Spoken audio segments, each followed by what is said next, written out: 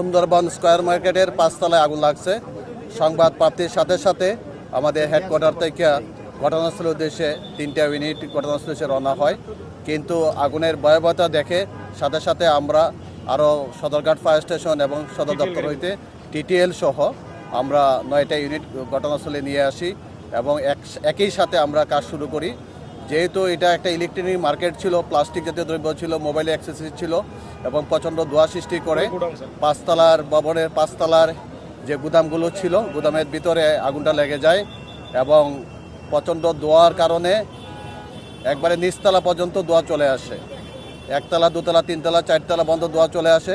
আমাদের ফায়ার ফাইটাররা অত্যন্ত রিস্ক নিয়ে, ব্রিদিং অ্যাপারেটাস পরে অত্যন্ত ঝুঁকি নিয়ে এই ধোঁয়ার ভিতরে কাজ করে আগুনের যে উৎসস্থল এটা খুঁজে পায় এবং শাটার খুলে অগ্নি নির্বাপন করে প্রায় 11টা 12 মিনিটের সময় আগুনটা সম্পূর্ণ নিয়ন্ত্রণে আসে।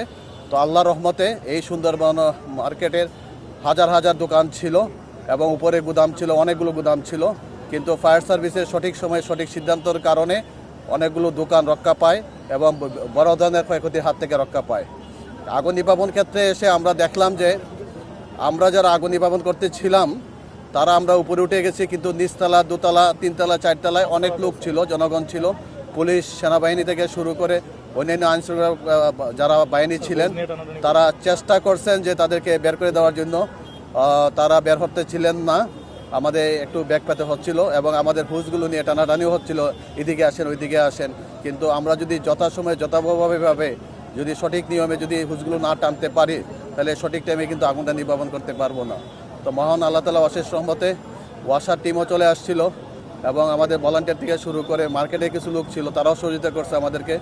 সহযোগিতার কারণে আমরা খুব সামান্য ক্ষতির মাধ্যমেই আমরা এই ধরনের অগ্নিকাণ্ডটা, অর্থাৎ বিপজ্জনক অগ্নিকাণ্ড, এটা আমরা নির্বাপন করতে পেরেছি। আমরা 2টা শাটার খুলে আগুন পাইছি এবং ক্ষতিগ্রস্ত হয়েছে, কিন্তু কত পরিমাণ ক্ষতিগ্রস্ত হয়েছে এখন বলা যাবে না, এটা তদন্ত সাপেক্ষে। এবং আরও কিছু দোকান আছে যেগুলো আমরা শাটার খুলতেছি, এটার ভিতরে ধোঁয়া প্রবেশ করতেছে, কিছু পানিও প্রবেশ করছে, ক্ষতিগ্রস্ত হয়েছে। অর্থাৎ অগ্নি নির্বাপনের পরে জানা যাবে যে আমাদের যদি একটা তদন্ত কমিটি হবে তার কারণ এবং ক্ষয়ক্ষতির পরিমাণ জানা যাবে। এই মার্কেটে ফায়ার সার্ভিস, সিভিল ডিফেন্সের কোনো সেফটি প্ল্যান নাই এবং বারবার আমরা নোটিশ দিয়ে যাচ্ছি, কোনো অগ্নি নিরাপদ ব্যবস্থাও নাই।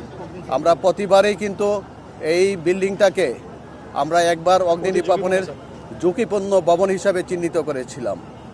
তো আর বিশেষ করে তার যে আপনারা দেখতে পাবেন একটু ঘুরলে পরে, তার যে ইলেকট্রিক যে তারগুলো আছে এগুলো খোলা অবস্থায়, এলোমেলো অবস্থায় আছে, যেটা একটা মার্কেটের হাজার হাজার কোটি টাকার একটা মার্কেট, সেই মার্কেটে কোনো অবস্থাতেই এলোমেলোভাবে তারগুলো রাখা সম্ভব না। এলোমেলো তারের কারণেও কিন্তু আগুনটা একদিক থেকে অন্যদিকে চলে গেছে এবং প্রচণ্ড ধোঁয়া সৃষ্টি হয়েছে। আপনারা দেখতে পাচ্ছেন যে প্রচণ্ড ধোঁয়ার কারণে কিন্তু আমাদের ব্যাক পেতে হয়েছে এই ব্রিদিং অ্যাপারেটাস পরে উপরে উঠতে, যার কারণে আগুনটা নিয়ন্ত্রণের একটু সময় লাগছে।